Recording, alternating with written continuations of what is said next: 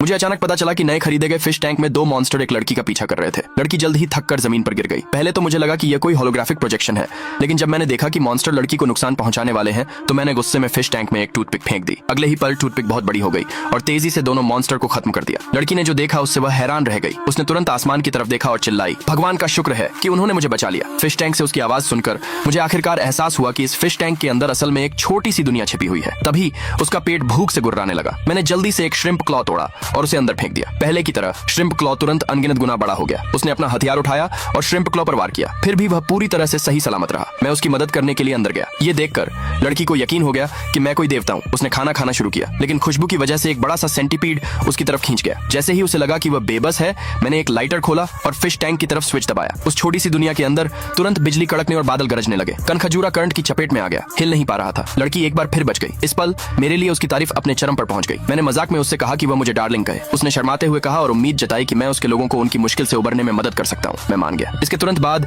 लड़की अपने कबीले में लौट आई। उसके लाए बड़े झींगे के पंजे को देखकर सब लोग पूरी तरह चौंक गए, खासकर इसलिए क्योंकि वे कई दिनों से मॉन्स्टर्स से घिरे हुए थे और 3 दिन पहले ही उनका खाना खत्म हो गया था। उन्होंने तुरंत दावत शुरू कर दी, लेकिन तभी मॉन्स्टर आर्मी ने एक और हमला कर दिया। कबीले के लीडर ने जल्दी से विरोध का नेतृत्व किया, लेकिन वह उनका मुकाबला नहीं कर सकी। जैसे ही मॉन्स्टर्स हमला करने वाले थे, लड़की बेचैनी से आसमान की ओर चिल्लाई, डार्लिंग, क्या तुम मेरी मदद कर सकती हो? मैंने उससे पूछा कि उसे क्या चाहिए। उसने कहा कि उसे बिजली की ताकत चाहिए। तो मैंने टैंक में 2 बैटरी डाल दी। हवा में बिजली की चिंगारियां चमकती देखकर मॉन्स्टर डर से कांपने लगे। फिर एक गद्दार इंसान दिखाई दिया। उसके पास बहुत ताकतवर काला जादू था और कोई भी उसके सामने टिक नहीं सकता था। लड़की ने एक बार फिर मेरी मदद के लिए पुकारा। इस बार मैंने एक लेजर पॉइंटर का इस्तेमाल किया। तेज रोशनी की एक किरण उस छोटी दुनिया में चमकी और गद्दार तुरंत गायब हो गया। लड़की और उसके लोग आखिरकार बच गए। दूसरे पार्ट के लिए कमेंट में यस लिखे।